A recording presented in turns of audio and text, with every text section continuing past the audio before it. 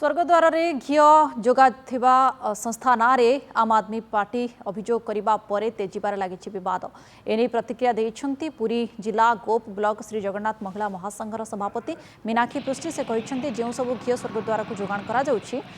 संपूर्ण घरोईकरण और शुद्ध ग्रामांचल घिओ से कौन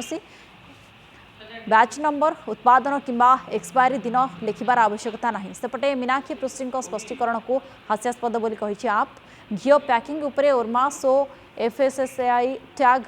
लगाई कहीं उत्पादन और एक्सपायरी लेखा जाइनी बोली पालटा प्रश्न करिसेंते। या सहित यह संस्था उपरे आगरू अनेक दुर्नीतिर आरोप रहिबा कथा मध्य कहिसेंती आप जिला सभापति संजीव महांती एथिरे एक बड़ धरणर जालियाती होइतिबा संदेह करा जाउतबा बेले तुरंत यह घिओर शुद्धता जांच सहित मान परीक्षा करिबा पई दाबी करिछि दल।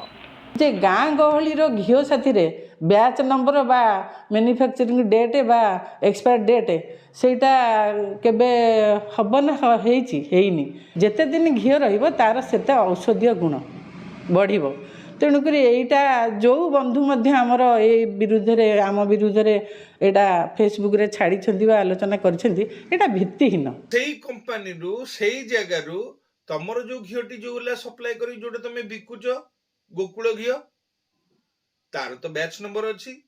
तार तो मैन्युफैक्चरिंग डेट अच्छी ओ एठी सब पड़ा हबो एठी मल्ला लोक पड़ा हेबे कारण यांकर जांच करिया केही नांदी